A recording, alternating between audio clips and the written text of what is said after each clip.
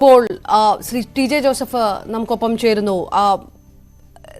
Shri T J Joseph, 13 വർഷത്തിനു ശേഷമാണ് പ്രതി പിടിയിലാകുന്നത്. ഏത് രീതിയിലാണ് താങ്കളുടെ പ്രതികരണം എന്നറിയാൻ കൗതുകമുണ്ട്. ഈ കേസിൽ ഒരു ഇരയെന്ന നിലയിൽ എനിക്ക് പ്രത്യേകിച്ച് ഒരു കൗതുകമൊന്നുമില്ല ഈ പ്രതി പിടിയിലായതില്. പക്ഷേ ഈ നാട്ടിലെ നിയമത്തെയും ഒക്കെ ബഹുമാനിക്കുന്ന ആളെന്ന നിലയിൽ ഒരു പിടികിട്ടാത്ത പുള്ളി ഇപ്പോൾ കസ്റ്റഡിയിലാവുന്നത് ഒരു പൗരനെന്ന നിലയിൽ എന്നിൽ കൗതുകം നടത്തുന്നുണ്ട്. ഏതായാലും വളരെ കാലമായിട്ട് ഒളിവിലായിരുന്ന ആ പ്രതിയെ പിടിച്ചത് വഴി നമ്മുടെ നിയമ സംവിധാനം അത്ര പോരാത്തതല്ല എന്നുള്ള ഒരു തോന്നൽ സാധാരണക്കാർക്ക് ഉണ്ടാവും. ഏതായാലും ഇത് നമ്മുടെ നിയമപാലകരുടെയും അതുപോലെ തന്നെ ഈ കേസ് അന്വേഷിക്കുന്ന ഉദ്യോഗസ്ഥരുടെയും ഒക്കെ ഒരു വിജയമായിട്ട് നമുക്ക് കാണാം. അവരെ സംബന്ധിച്ച് ഒരു ബാധ്യതയായിരുന്ന ഒരു കേസിലെ ഒരു മുഖ്യപ്രതി ഇപ്പോൾ ഇങ്ങനെ കസ്റ്റഡിയിലായത് ആശ്വസിക്കാവുന്ന സംഗതിയാണ്. ഒരു പൗരനെന്ന നിലയിൽ എനിക്കും ഈ പ്രതി കസ്റ്റഡിയിലായതിൽ പിന്നെ നിയമവ്യവസ്ഥയെ ബഹുമാനിക്കുന്ന ആളെന്ന നിലയിൽ ഒരു കൗതുകമുണ്ട്. അതിൽ കൂടുതൽ വ്യക്തിപരമായിട്ട് ഈ കേസിൽ എനിക്ക് പ്രത്യേകിച്ച് താല്പര്യമൊന്നുമില്ല. ഏതായാലും സാറേ, ഒരു 13 വർഷത്തോളം ഒരാൾ പിടികിട്ട പുള്ളിയായി തുടരുക, വിദേശങ്ങളിലേക്ക് വരെ ദേശീയ അന്വേഷണ ഏജൻസികൾ അന്വേഷണം നടത്തുക, പലതവണ പിടിയിലായി എന്നുള്ള അഭ്യൂഹങ്ങളൊക്കെ വരിക, അതെല്ലാം സ്ഥിരീകരിക്കാത്ത രീതിയിൽ പോവുകയും ചെയ്യുക. സ്വാഭാവികമായിട്ടും വിചാരണയടക്കം ഈ ഒന്നാം പ്രതി പിടിയിലാവാത്തതുകൊണ്ട് വിചാരണയിൽ പോലും ഇപ്പോഴാണ് ഇനി അതൊരു ബ്രേക്ക് ത്രൂ ആകാൻ പോകുന്നത്. അങ്ങനെ ഒരു കാലതാമസം ഇതിനകത്ത് വന്നു. അത്രയും വിദഗ്ധമായിട്ട് പ്രതിക്ക് അന്വേഷണ സംഘങ്ങളെ കബളിപ്പിക്കാൻ കഴിഞ്ഞു, കബളിപ്പിച്ച് മുങ്ങി നടക്കാൻ കഴിഞ്ഞു. അങ്ങനെയാണോ കരുതുന്നത്? പ്രതിക്ക് പിന്നെ ഈ ആക്രമിക്കാൻ വേണ്ടിയിട്ട് നിർദ്ദേശം കൊടുത്ത ആളുകൾക്ക് ഈ പ്രതിയെ സംരക്ഷിക്കാൻ ഒരു ബാധ്യതയുണ്ടല്ലോ. അപ്പോൾ അവരുടെ ബാധ്യത ഏറ്റെടുത്ത് ഈ പ്രതിയെ പരമാവധി സംരക്ഷിച്ചു വരികയായിരുന്നിരിക്കണം.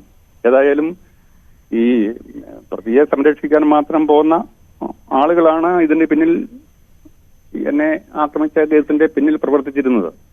അത് അവരൊന്നും ഈ കേസിന്റെ പിന്നെ മുഖ്യ ധാരയിലൊന്നും വന്നിട്ടില്ല. അവരിപ്പോഴും കാണാമറയത്താണ്. അവര് ഒരുപക്ഷെ ഈ പ്രതിയെ ഇപ്പോൾ പിന്നെ പോലീസിന് കീഴടങ്ങാൻ വേണ്ടി കൊടുത്താവാം, അല്ലെങ്കിൽ പോലീസിന്റെ സാമർഥ്യം കൊണ്ട് പ്രതിയെ പിടിച്ചാവാം. അതിലൊന്നും എനിക്ക് പ്രത്യേകിച്ച് കൗതുകമൊന്നുമില്ല. അറിഞ്ഞുകൂടാനും അതായത് വിചാരണ പൂർണ്ണമാകും ഒന്നാമത്തെ പ്രതി കൂടി പിടിയിലാകുമ്പോൾ. അപ്പോഴും താങ്കൾ കരുതുന്നത് ഇതിന് പിറകിൽ നിന്നവർ ഇപ്പോഴും മുഖ്യധാരയിൽ നിന്ന് ഒളിച്ചു നിൽക്കുകയാണ്, നിയമത്തിന്റെ പിടിയിൽ നിന്ന് ഒളിച്ചു നിൽക്കുകയാണ് എന്ന് താങ്കൾ ഇപ്പോഴും കരുതുന്നുണ്ടല്ലേ? അതായത് ഈ ആക്രമണം പ്ലാൻ ചെയ്യുന്നവരെ, ഇങ്ങനെ എന്നെ ആക്രമിക്കാനും വേണ്ടിയിട്ട് തീരുമാനം എടുത്തവരാണ് ഈ കേസിലെ ഒന്നാം പ്രതി എന്നാണ് ഞാൻ വിചാരിക്കുന്നത്, മുഖ്യപ്രതി. പക്ഷേ നമ്മുടെ നിയമ സംവിധാനവും പിന്നെ ഒക്കെ അനുസരിച്ച് എന്നെ ഏറ്റവും കൂടുതൽ മുറിവേൽപ്പിച്ച ആള്, എന്നിൽ കൂടുതൽ മുറിവുണ്ടാക്കിയ ആളാണ് ഒന്നാം പ്രതി. എന്നെ സംബന്ധിച്ച് അദ്ദേഹം ഒരു ആയുധം മാത്രമാണ്. ശരിയായിട്ടുള്ള പ്രതികൾ ഇതിനു വേണ്ടിയിട്ട് തീരുമാനം എടുത്തവരാണ്. പക്ഷെ അവരൊക്കെ ഇപ്പോഴും കാണാമറയത്താണ്. ഇദ്ദേഹം അതിന്റെ ഒരു പിന്നെ എന്താണ് ഒരു പിണിയാൾ മാത്രമാണ്, അവരുടെ ആജ്ഞാനവർത്തി മാത്രമാണ്, ഒരു ആയുധം മാത്രമാണ്. അദ്ദേഹത്തെ ജയിലിലടച്ചുകൊണ്ട് അല്ല ഇതുപോലുള്ള സംഭവങ്ങളെ നമുക്ക് ആവർത്തിക്കാതെ ഇരിക്കാൻ സാധിക്കുന്നത്. ഇങ്ങനെയുള്ള സംഭവങ്ങളുടെ പിന്നിലുള്ള ക്രിമിനൽ ബുദ്ധികളെ കണ്ടെത്തി അവരെ വേണ്ട രീതിയിൽ കൈകാര്യം ചെയ്യാതെ ഇതുപോലുള്ള ആക്രമണ സംഭവങ്ങളൊന്നും ഈ നമ്മുടെ നാട്ടിൽ നിന്ന് ഒഴിഞ്ഞു പോകുമെന്ന് ഞാൻ കരുതുന്നില്ല. ഏതായാലും നമ്മുടെ നിയമ സംവിധാനത്തിന് അഭിമാനിക്കാവുന്ന ഒരു സംഗതിയാണ് ഈ നമ്മുടെ നിലവിലുള്ള നിയമം അനുസരിച്ച് ഈ പ്രതിയെ കസ്റ്റഡിയിൽ എടുത്തതുകൊണ്ട്. എന്നാൽ ഈ കേസിന്റെ വിചാരണ 2 ഘട്ടം കഴിഞ്ഞതാണ്. ഇദ്ദേഹത്തെ ഒഴിച്ച് ബാക്കിയുള്ളവരെ വെച്ച് വിചാരണയൊക്കെ പൂർത്തിയാക്കി അതിനകത്ത് ശിക്ഷ വിധിച്ചിട്ടുള്ളതാണ്. ഇപ്പോൾ ഇനിയും ഇതിന്റെ 3ാം ഘട്ട വിചാരണ വരും എന്ന് ഞാൻ പ്രതീക്ഷിക്കുന്നു. 3ാം ഘട്ട വിചാരണയിൽ താങ്കൾ ഈ പറഞ്ഞതുപോലെ ഒരു പക്ഷേ ഇതിന്റെ പിറകിൽ നിന്ന ബുദ്ധി കേന്ദ്രങ്ങൾ, ഈ ഒരു കാര്യം ചെയ്യാൻ നിർബന്ധിപ്പിച്ച ബുദ്ധി കേന്ദ്രങ്ങൾ, അവരിലേക്ക് വെളിച്ചം വീശാനുള്ള എന്തെങ്കിലും സാധ്യത ഉണ്ടാകും എന്ന് താങ്കൾ പ്രതീക്ഷിക്കുന്നുണ്ടോ?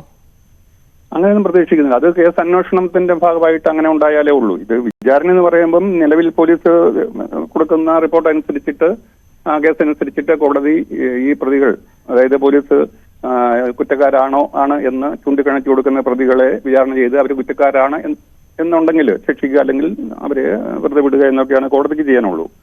ഇപ്പം ഈ പോലീസ് കൊടുത്ത കേസിൽ അവശേഷിച്ച ഒരു മുഖ്യപ്രതി എന്ന നിലയിലാണ് ഇപ്പോൾ സവാദിനെ കസ്റ്റഡിയിൽ എടുത്തിരിക്കുന്നത്. അപ്പോൾ അദ്ദേഹത്തിന്റെ അതിലുള്ള പങ്ക് എത്രമാത്രമുണ്ട് എന്ന് കോടതി മുമ്പാകെ വിചാരണ ചെയ്യുകയും കോടതി അതിന് അനുസരിച്ചുള്ള നടപടി കൈക്കൊള്ളുകയും ചെയ്യുമെന്നല്ലാതെ ഈ പറയുന്ന വീണ്ടും ഒരു അന്വേഷണത്തിലേക്കോ അല്ലെങ്കിൽ ഇതിന് പിന്നിൽ പ്രവർത്തിച്ചവരിലേക്കൊന്നും ഇനിയുള്ള നടപടികൾ, കോടതി നടപടികളോ വിചാരണയോ പോകുമെന്ന് ഞാൻ വിചാരിക്കുന്നില്ല.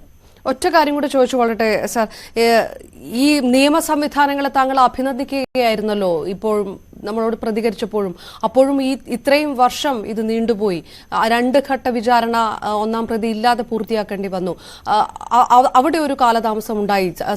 അന്വേഷണ സംവിധാനങ്ങൾക്ക് വേണ്ട വിധത്തിൽ പ്രവർത്തിക്കാൻ കഴിയാത്തത് കൊണ്ടാണ് പ്രതിയെ ഇത്ര കാലം പിടികൂടാതിരിക്കാൻ ഇരുന്നത്. അങ്ങനെയുള്ള ഒരു പരാതിയോ പരിഭവമോ ഒന്നും താങ്കൾക്കില്ല അല്ലേ? അങ്ങനെ പരിഭവിച്ചിട്ട് കാര്യമില്ല. ഒന്നാമത് തന്നെ പല കാര്യങ്ങളുണ്ട് ഈ പ്രതി ഇത്രയും നാൾ ഒളിവിൽ കഴിഞ്ഞതിന്റെ പിന്നിൽ. ഒന്നാമത് പ്രതിയുടെ സാമർത്ഥ്യം കൊണ്ടാവാം, അല്ലെങ്കിൽ പ്രതിയെ സംരക്ഷിക്കുന്നവരുടെ സാമർത്ഥ്യം കൊണ്ടാവാം, അല്ലെങ്കിൽ നമ്മുടെ നിയമ സംവിധാനത്തിന്റെ അലംഭാവം കൊണ്ടാവാം. അതേതാണെന്ന് എനിക്ക് അറിഞ്ഞുകൂടാ. ഏതായാലും പല പല കാരണങ്ങളാൽ ഈ പ്രതി ഇത്ര നാളും ഒളിവിലായിരുന്നു, പുറത്തായിരുന്നു, ഇപ്പോൾ കസ്റ്റഡിയിലായിരിക്കുന്നു. അപ്പോൾ അത് എന്ത് കാരണം കൊണ്ടാണ്, ആരുടെ അലംഭാവം കൊണ്ടാണ്, ആരുടെ സാമർത്ഥ്യം കൊണ്ടാണ് ഇത്രയും ഇത് നീണ്ടുപോയത് എന്നുള്ളതിനെ കുറിച്ചൊന്നും എനിക്കറിഞ്ഞുകൂടാ. ഞാൻ അതിനെക്കുറിച്ച് ഉൾക്കുണ്ടാവില്ലെന്നുമല്ല.